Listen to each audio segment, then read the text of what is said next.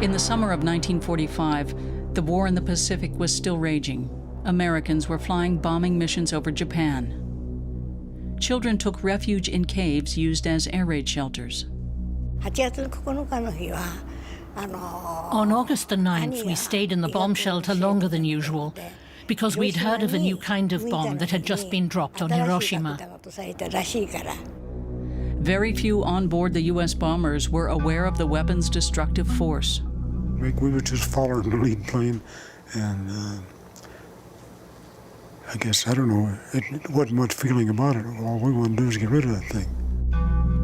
The thing contained plutonium rather than the uranium used in the Hiroshima bomb. Developing it cost billions of dollars. What's interesting about this is they had an atomic bomb. They had the Hiroshima bomb, but all this effort was put into the plutonium bomb. So do you think all of that effort did not contribute to the use of it in Nagasaki? That's an interesting question.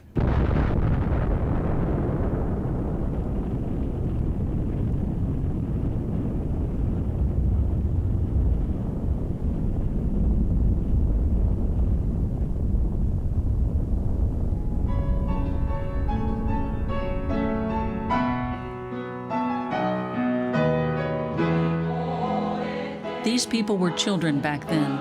They are the ones who are still alive. Even today, they ask why this bomb had to be dropped, wiping their city from the face of the earth. They sing, "Do you hear the victims' voices? Do they still reach your ears?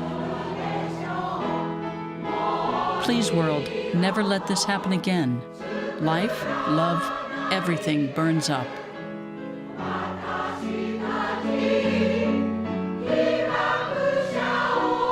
Remember, world, remember us, the victims of the atomic bombs.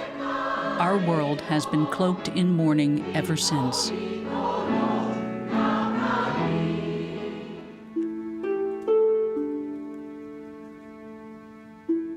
In the air raid shelter, death was always close by, says Sakoe Shimohira. She was 6 years old at the time. We were hungry every day. Young mothers didn't even have enough milk to nurse their babies. One baby screamed so loudly once that someone complained because you had to be quiet in the air raid shelter. The mother whispered, "Be still," and held her hand over the baby's mouth so desperately and tightly that she smothered it. That was what the war was like. In the end, the baby's little head just fell to the side.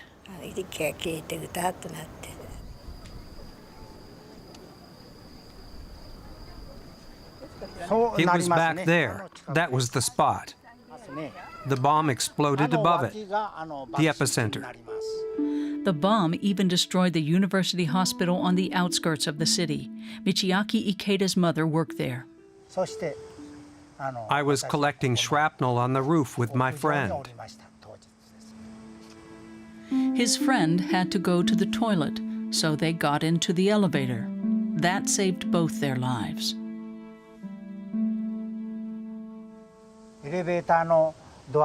When the elevator door opened, we ran into the hallway. There was suddenly an unbelievably bright flash of light, and then I passed out.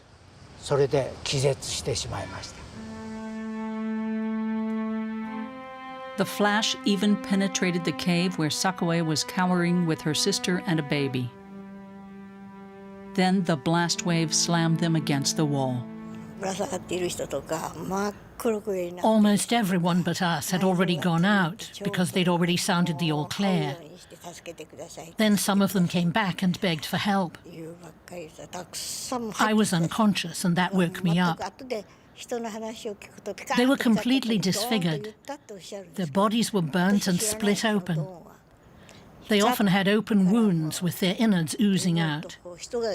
They begged for water or to be killed. Many died before our eyes. But I just kept looking for my sister and the baby that I'd laid down next to me. When I regained consciousness in the hall at the hospital, all I could see was fire everywhere. The flames were coming right at me.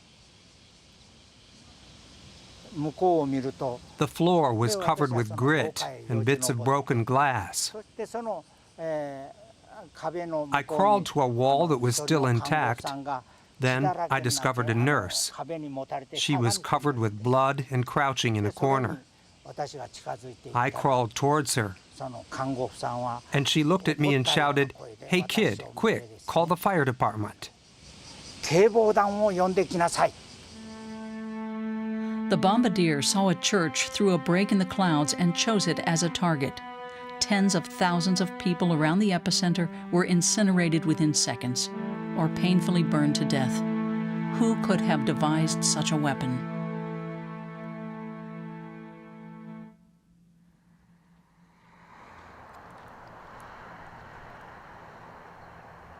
The search for answers takes us first to the U.S. state of New Mexico, to a place called Los Alamos.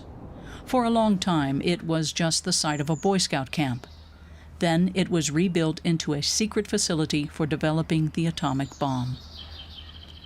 The address was a post office box. Residents even joke that people were born in there. Numbers replaced names on driver's licenses. Address: Special List B, Santa Fe. There were very few telephones up here, but the ones that they did have were monitored. Mail was censored so that people couldn't even talk about the weather in their mail to their families back home, because the security folks were afraid, well, if they talked about a certain rainstorm that happened on a certain day, then someone might be able to pinpoint the location. Hundreds of nuclear experts from the U.S. and Europe got together here at the start. In the end, there were more than 8,000 of them. Some even came with their families. Among the scientists were many future winners of the Nobel Prize in Physics. Even within the government and military, only a few people knew of the secret project. Many of the young technicians handling plutonium were not fully aware of its dangers. One was Bill Hudgens. They were assembling some metallic plutonium parts, and the fellow who was right next doing it, he dropped it. And unfortunately, it fell into what was already assembled, and it reached the critical mass, and he died from it. The other men who were standing a few feet away were affected. And the one I knew lost all of his hair, eyelashes, everything, and looked like he had a sunburn, and it shortened his life considerably. He died quite early. On July 16, 1945, workers in the New Mexico desert hoisted the first plutonium bomb to the desired detonation height on a steel tower.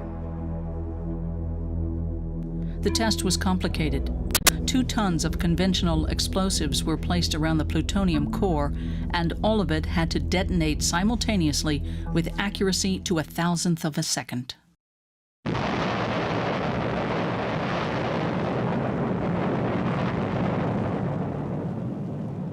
The first nuclear explosion in history was witnessed by those in charge of the project from 9 kilometers away. Afterward, a report was released saying a munitions depot in the desert had exploded. Was it a topic that this would affect not only military targets, but wipe out the whole city? Oh, of course, yes. From the test shots of the bomb, it obviously, they knew the extent of the destruction. The heads of the project posed at what was left of the vaporized steel tower: physicist J. Robert Oppenheimer and General Leslie Groves. But there were also critical voices in Los Alamos. There were many scientists here who thought that we should do a demonstration for the Japanese, and they signed a petition, and Oppenheimer stopped the petition from going forward to the government. The critics remained isolated. They read later that America had no bombs to waste. So why did it have to drop 2 bombs within days of each other? We had 2 different kinds of bombs. We had the uranium bomb that was dropped on Hiroshima, and we had the plutonium bomb that we dropped at Nagasaki. Had we had a thorium bomb, we probably would have taken out a 3rd city. But it was important to test the plutonium bomb from the standpoint of U.S. policymakers and military strategists, because that was the kind that we were going to bring into effect increasingly over the next period. The effort that went into this was the primary challenge that the scientists faced at Los Alamos. And the implosion device was a much more efficient way of exploding either uranium or plutonium. And that was going to be the future.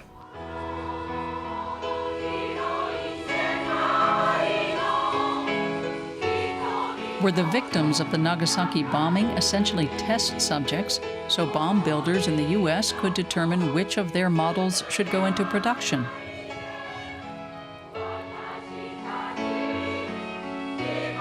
For 7 decades during their memorial services, Nagasaki citizens have criticized governments, including their own, for waging war.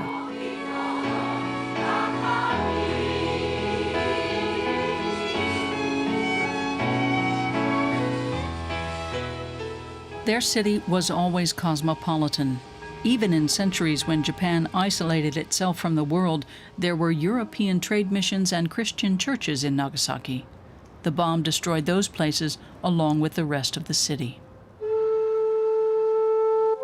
At the start, the plan was only to use the bomb on military installations, but later, dual targets became the preferred term.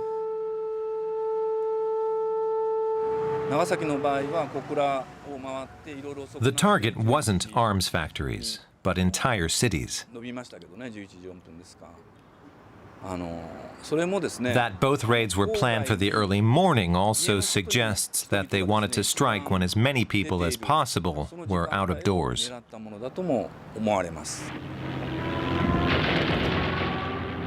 The war in the Pacific was a desperate conflict. Japan sacrificed young pilots in kamikaze attacks. The Americans depleted their forces fighting from island to island. They suspected that invading Japan would cause enormous casualties, and they were counting on the same ally they'd had against Nazi Germany, Joseph Stalin. When U.S. and Soviet leaders met at the Potsdam Conference, Stalin already knew about the nuclear bomb project, thanks to espionage, but he didn't show his hand.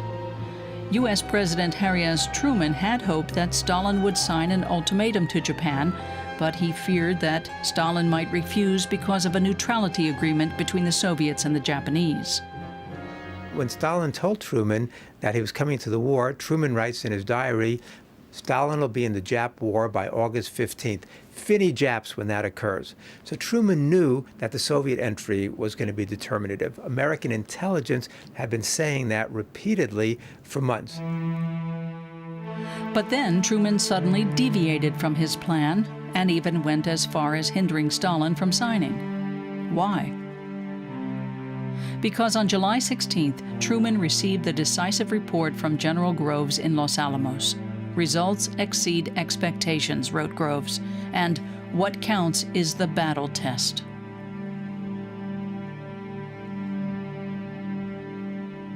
When Truman received the first news of successful detonation of atomic bomb in Los Alamos, he wrote in a diary, that's a real time, right?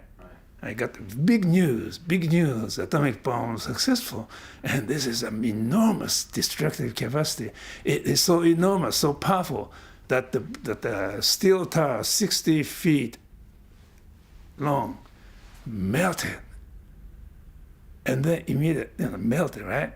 And immediately after this, but we are going to use this against a military target. We are a civilized nation. We are not going to use it against women, children. I mean, can you imagine that the powerful weapon you're going to drop in the middle of the city? You're not going to affect, the women and children. And so already there's the process of denial started even in Truman. The historian finds it striking that the ultimatum to Japan's government, the Potsdam Declaration, had no deadline, and that Truman removed a provision to retain the emperor, even though the West knew how the Japanese revered the imperial dynasty.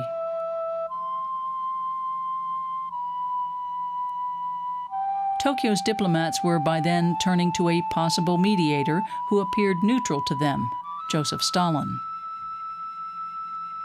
Stalin had a conversation with Truman. He says, we have to lull Japanese to sleep. And so that, of course, that from Stalin's point of view, it is necessary to delay the Japanese surrender so that the Soviet Union could participate. And Truman also wanted to delay so that the United States can could drop the bomb. On a farm in the U.S. state of Indiana, the last surviving person who accompanied the bomber looks back at the mission. Tail gunner.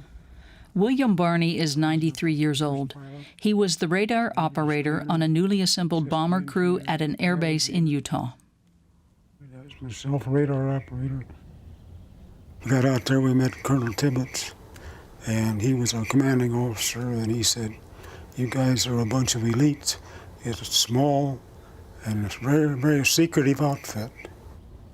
Here's Bomber pilots Charles Sweeney and Paul Tibbets practiced the techniques for dropping the bomb. We just done their flying out there for them and done the testing. They wanted it by exploding in the air, it covered so much more territory. So we worked with the MIT people, which out of the Mojave Desert, and worked in developing this bomb. We didn't know what we was doing. We done what they told us to do.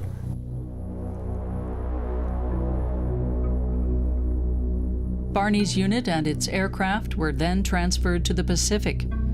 They were based on the island of Tinian in the Mariana Islands. The first operational bomb was loaded onto the aircraft. It was the bomb with the elongated shape containing uranium. The bomb's builders named it Little Boy.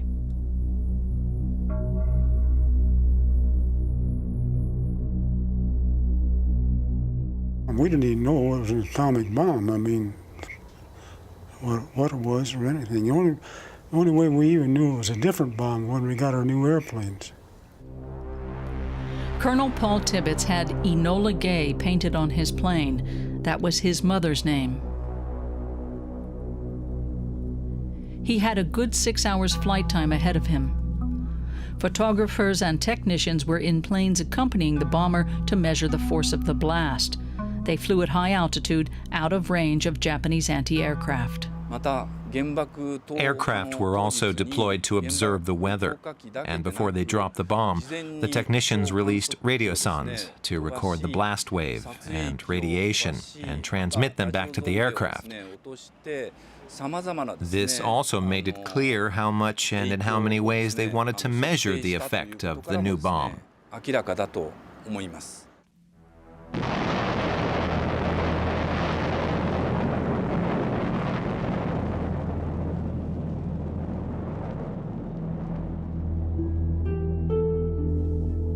As occupation troops later discovered, more than 100,000 people were killed in Hiroshima. Many of them left nothing more behind than their shadows. The shadows of objects and people were permanently imprinted on surfaces exposed to the heat of the blast. There were even shadows of people who were simply crossing the street.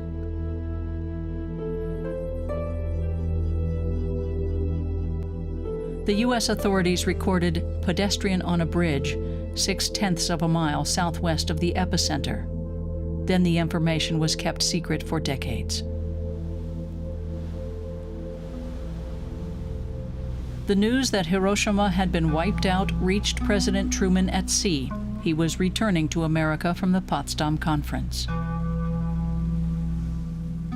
He got the report that the city of Hiroshima had been wiped off the map. And he jumped up and said, "This is the greatest thing in history." He was so joyful, he was so ecstatic. He could not restrain himself. He was jumping up and down. why was he so excited? He is a decent man. Well, he didn't really cherish killing, other people. But I think my interpretation of this happiness is that it is exactly the way that he planned. Managed to drop the bomb before Soviets entered the fray. Truman imagined he'd won the race against time that had started in Potsdam. Stalin also believed Truman had outmaneuvered him and was frustrated until his hopes were rekindled thanks to new reports from Japan.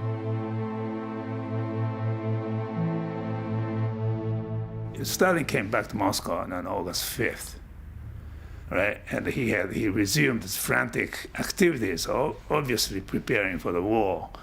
And then August 6th, if you take a look at appointment book, blank. And that will show you the extent of the shock. He thought, game is up.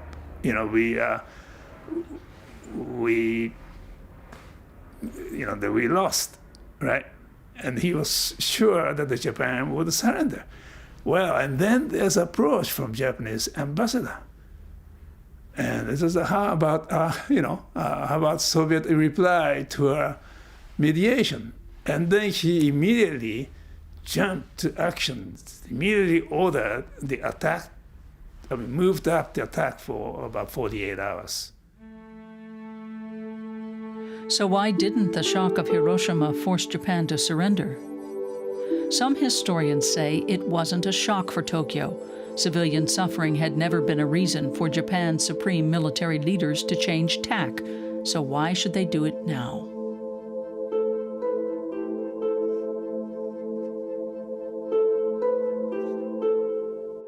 Hiroshima was simply another city that was destroyed. There were 68 cities destroyed, I think, prior to Hiroshima. So this was another one. Well, it happened to be by one bomb. Okay, but the same effect. The real blow to the Japanese was the entry of the Soviet Union. But instead of waiting to see the effects of a Soviet attack, America seemed to be in a hurry to drop the second bomb. That was the plutonium model known as Fat Man. Because Japan continued to ignore demands for capitulation, Truman believed the step was justified. He warned Japan that it would be struck by a rain of ruin. The mission was plagued by one glitch after another. The aircraft didn't have enough fuel. A third aircraft failed to appear. The planned target, the port of Kokura, and the secondary target, Nagasaki, were both covered by clouds. Yeah, we didn't hit quite in where we should have, because when we got down there, the weather was socked in, and it was not supposed to, but we started that run on radar. And we got in just near there, and the bombardier saw it. And at the last minute, he took over. And he got the target, but he didn't get the center where he wanted it quite. But still, in all, it covered a big territory.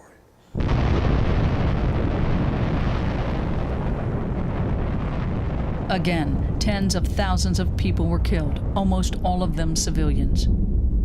The number of victims should actually have been higher than in Hiroshima because the explosive force of the plutonium bomb was twice as high.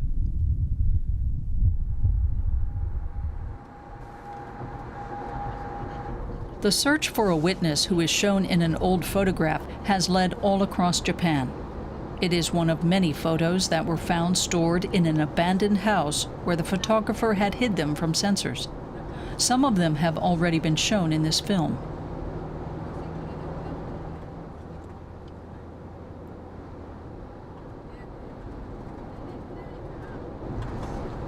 But one image cannot be understood without hearing the story behind it.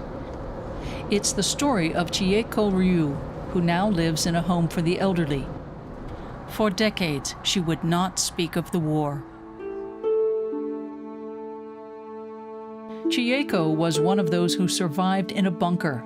Later, she found her mother, who had not come to the air raid shelter with her. All that was left was a pile of ashes.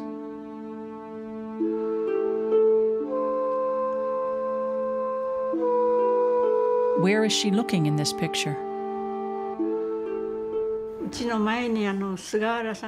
The house next door belonged to a doctor. It had its own air raid shelter. My father thought someone might still be in there. He went in and actually found a small girl who was still alive.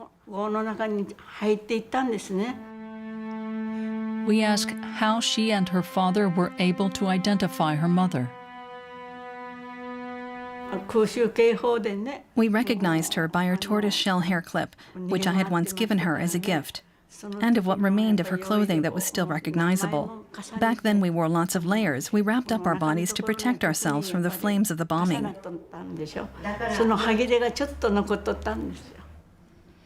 Diego Ryu paid her last respects to her mother amidst the rubble. There was nothing else we could do. We couldn't even save anything for her burial. We didn't have a container. I looked at this charred body and thought that was once my mother. I briefly touched her foot, and it just fell apart. It fell apart like dry sand. It simply turned to dust.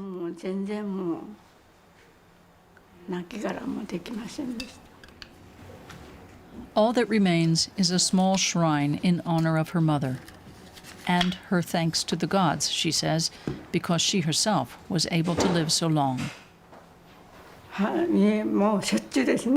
Since then, I've been thankful for every day that I've been healthy. My mother often prayed. I believe that's why I'm still here.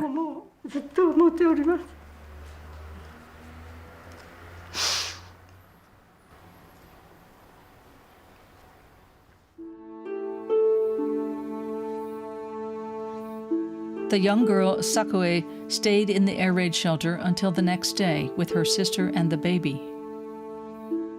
Our teeth were chattering, and we clung to each other throughout the whole night. We called, "Mama, Mama, please come quickly." But no one came to help us. After a while, they set out to search for their house, or what was left of it. We didn't find our mother at first. She had died a few hundred meters away from our house. We found the remains of our older sister where the house used to be. We had her baby with us. She was lying on the ground, face down, with her hands held in front of her face. We didn't know who it was. It was only when we turned the body over carefully and were able to pull the hands away from the face that we recognized the area around her eyes.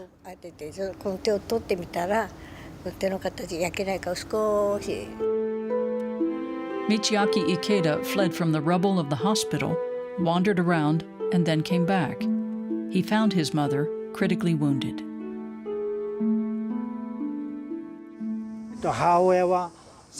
She was lying face down on a bed and couldn't move. Hundreds of bits of glass were stuck in her back. I hadn't cried before then, but when I saw her, the tears flowed down my cheeks like torrents.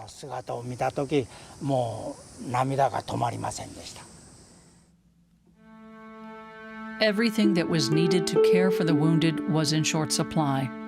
Doctors in Nagasaki had just begun to treat burn victims who had survived the blast in Hiroshima. They reported that Japan's air defenses didn't even see the bombers coming. Most of the doctors and nurses were killed in the bombing. The facilities were destroyed. The medicines were minimal at best.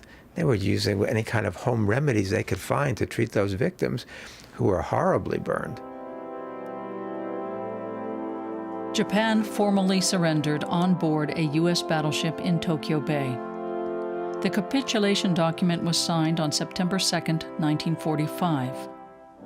General Douglas MacArthur then became the country's military governor. Japan's foreign minister represented the government at the ceremony. In the end, it was Emperor Hirohito who ordered his squabbling war council to capitulate. The American leadership rejoiced, claiming that the atomic bombs had brought peace. Well, the official version that both bombs were necessary in order to bring the Japanese around to surrender is not borne out by the facts and the chronology of the surrender process. The Japanese had been trying to surrender for weeks, if not months, but they weren't going to surrender under unconditional surrender, and they weren't going to surrender as long as the emperor's life was at stake. They hoped that they would get the Soviet Union to mediate between the United States and Japan for better surrender terms. They weren't able to get that because the Soviet Union declared war on Japan on August 8th, and that was the end of that idea. Emperor Hirohito was spared a war crimes trial, but he had to give up his divine status. He suggested to his people that the bombing was the reason for Japan's defeat. That was advantageous for him because it deflected the issue of his responsibility for the war. Both he and Truman adhered to the myth that the bombs decided the war. And Truman wrote in the memoirs, the decision to drop the bomb was a very, very heavy. I just wanted to avoid. Well, if he wanted to avoid, then why didn't he invite Stalin to sign the proclamation? And when he knew that the Japanese government relied on Moscow, right? And secondly, they knew that the Japanese government desperately wanted to know the fate of the emperor and the emperor system. Why didn't they promise the Japanese government that, you know, there's a possibility there, right? And those two alternatives were consciously avoided.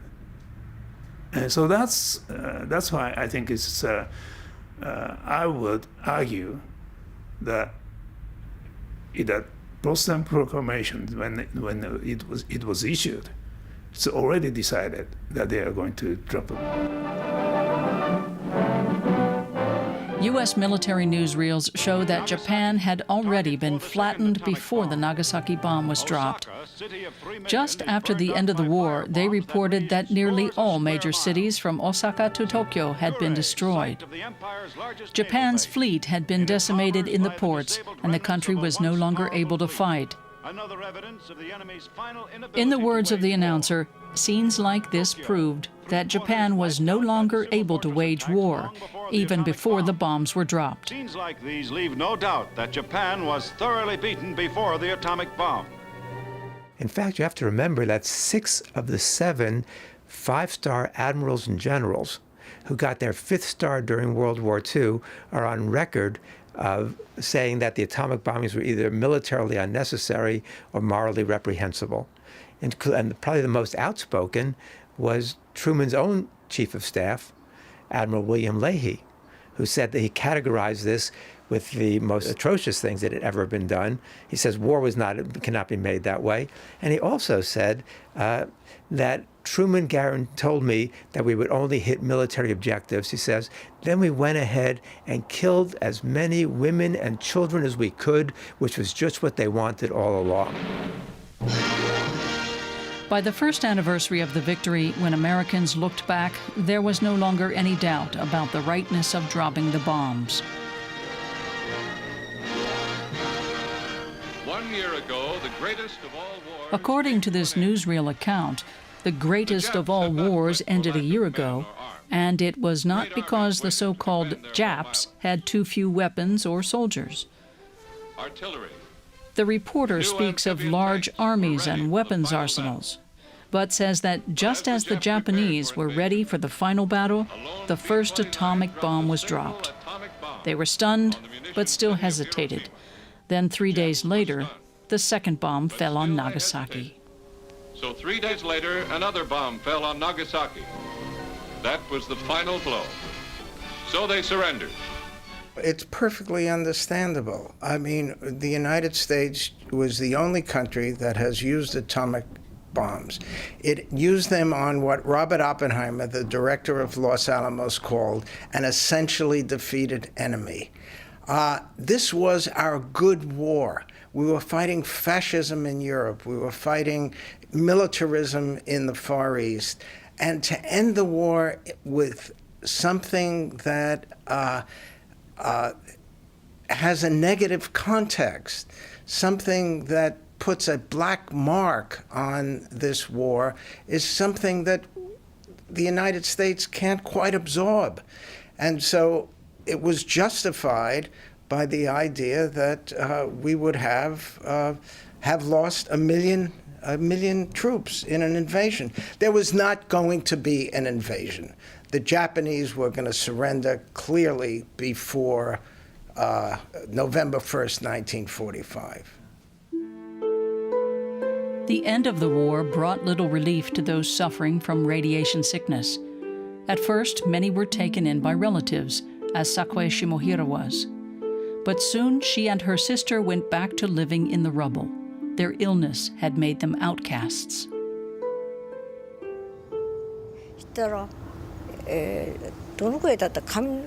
I lost my hair and I had nosebleeds, but I didn't even notice. I only saw the stains when the blood dripped onto my clothing. I could hear what the other kids were saying. Don't come any closer. That's weird and disgusting.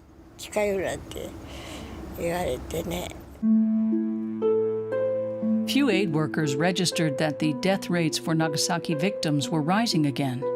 The deaths came not from injuries, but because more and more children were throwing themselves in front of trains. There came a point when my sister said, "Let's just die too, and go to where our mother is." I kept trying to talk her out of it, but then she just didn't come home, and I found her on the tracks. Sakue wanted to end her own suffering too, but she jumped out of the way of the black locomotive at the very last moment.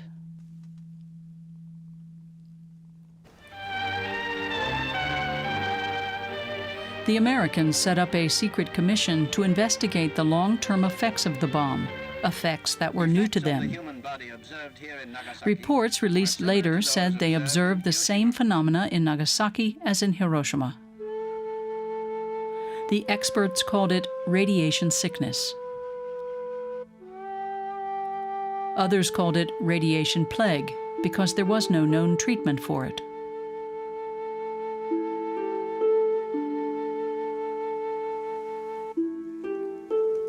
The Atomic Bomb Casualty Commission that was set up by the United States after the war was there to study the victims, not to treat them.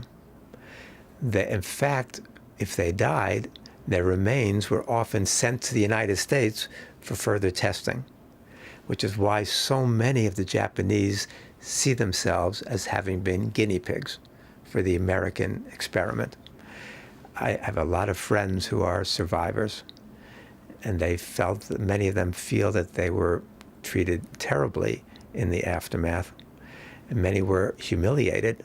They were forced to get up on those stages, get naked in front of this auditorium full of doctors so they could be further examined. Many of them were young at the time, some were teenagers. It left a lot of very, very deep scars. So the American role in the aftermath, I think, was pretty regrettable at best, criminal at worst.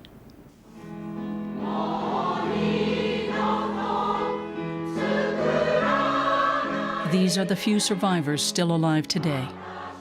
They have survived despite the trauma and cancer diagnoses and a childhood in which many of them were shunned as outcasts, even by their own people.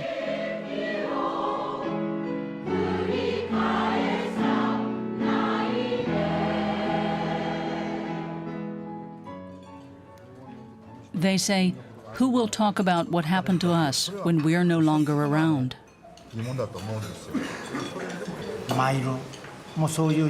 I believe we were really something like lab animals for the Americans. The bomb had already been dropped on Hiroshima. Building the plutonium bomb would have been senseless if they didn't use it. So they had to do it quickly before Japan surrendered. So does that mean the Americans were war criminals, and are the Japanese the victims? No, they say, that would be too easy. It's often said that we're the victims, but we were the victims of two perpetrators. We were America's victims and victims of our own wartime government. Japan was to blame for the war, and also to blame because it did not surrender much earlier. We ask the historians one last question. 70 years after the tragedies of Hiroshima and Nagasaki, where do you place the blame for dropping the atomic bombs? By bombing cities, and not only in Hiroshima and Nagasaki, America had crossed a threshold leading to a war on civilians. Before that, only Hitler in Guernica, Spain, and the Japanese in China did that, and the West called it barbarism. But then the British did the same thing in Dresden, and the Americans in Tokyo. And with the two atom bombs, they ultimately went beyond the point of no return. When I was very young, I said, perhaps there's an argument for the first bomb, but the second one was clearly unnecessary. But the more I learned with the evidence that has come out both in the United States and in Japan and in the Soviet Union, it's quite clear that neither bomb was necessary.